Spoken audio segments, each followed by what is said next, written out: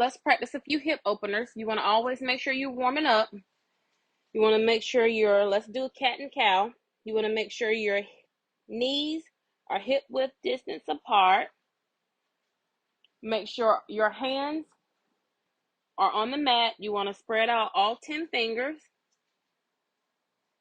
Slowly drop your belly, lift your hips, and lift your gaze while you're inhaling. To exhale, you want to round out that back, push yourself away from the earth, and exhale. Inhale, drop your belly, lift your hips, lift your gaze. Exhale, drop your gaze, arch your back. You want to do this a few times.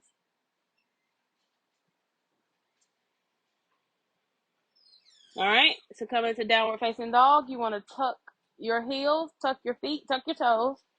Want to make sure you can see me. And push up.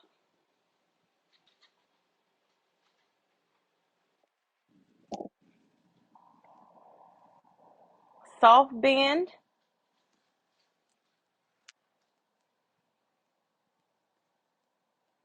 Stretch it out.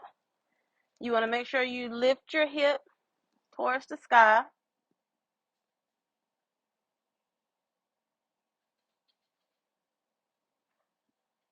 Make sure your head is in between your arms.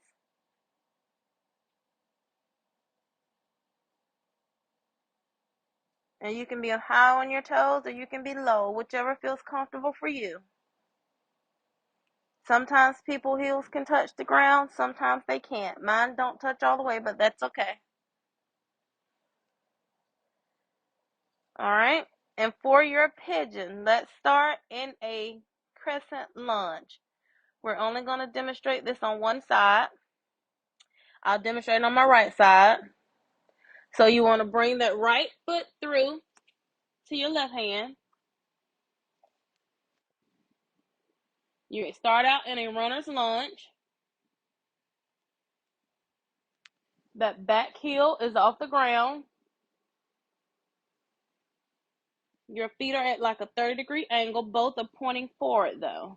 And you want to come up.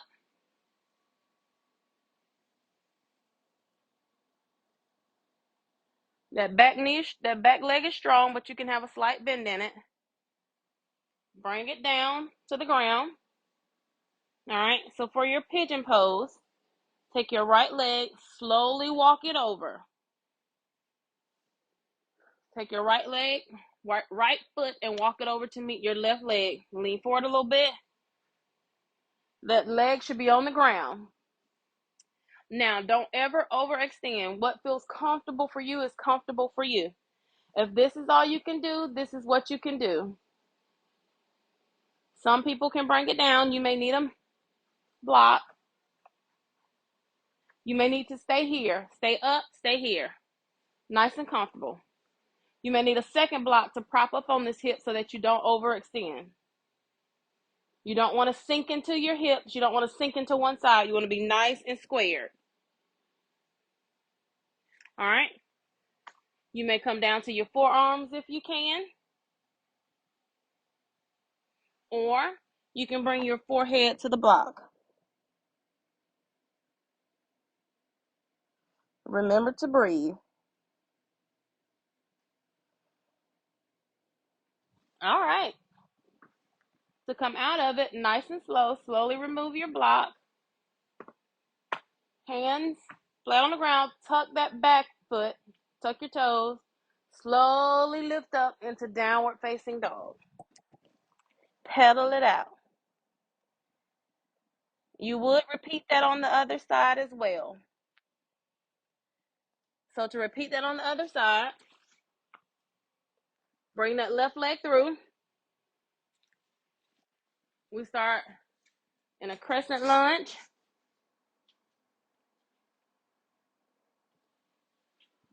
Or we can even do a runner's lunge. Whichever is comfortable for you. Drop that back knee. Untuck your toes first. All right.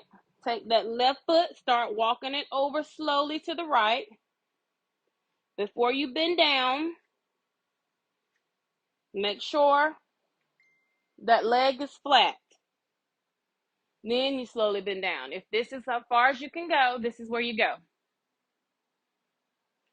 You can bring your forearms to the mat. Bring your forearms to the mat. Always have your block handy if you need it. Remember, don't push into one side. Don't push into the other side.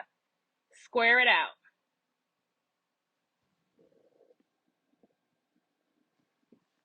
Breathe here.